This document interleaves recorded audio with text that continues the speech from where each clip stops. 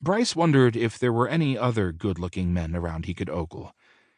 Most likely it would have to be on the sly, because he didn't trust that the vibe here was love is love. His phone buzzed, and he pulled it out of his pocket. Damn, it had been hours since he'd checked his messages. That hadn't happened in years. Determined to keep the promise he'd made to himself to not check Instagram every half hour, Bryce played some Candy Crush and a game of solitaire. "Would you like something to drink, Bryce?" Tanya called from inside. "I have iced tea, orange juice, water, beer."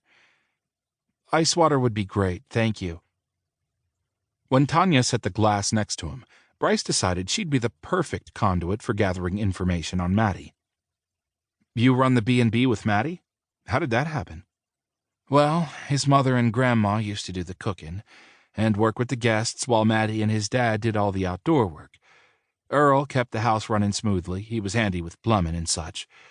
But after his Mary died, Earl changed, and when Ruthie and Caleb were killed, it nearly did him in too. Earl was always a prickly man, but he had a good sense of humor. I'm afraid those days are gone. He's become so sad and angry." A cloud of grief darkened her smile. "I stepped in to help, and now it's what I do. But I love it." "I'm sorry. Hal had mentioned they died." "How?" The last thing he wanted was to make someone unhappy and talk about death on a beautiful sunny day, but he was curious.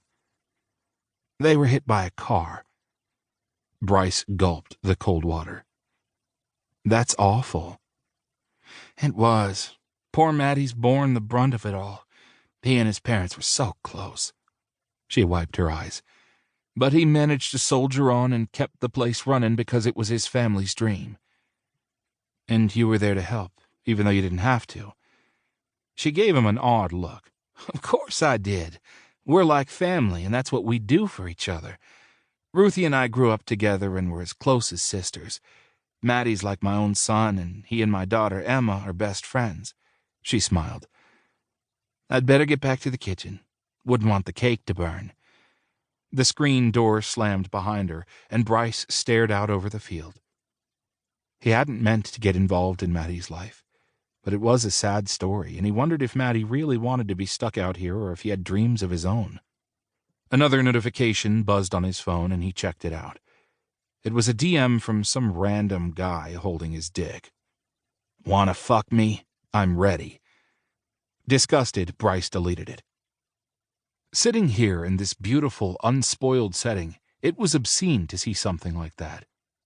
At one point, he and Grant would get those types of pictures on the daily, and they'd laugh and sometimes play a game of Would You Ever. Maybe he shouldn't have laughed off the times Grant had jokingly said he would. Guess what they say is true. The internet is forever.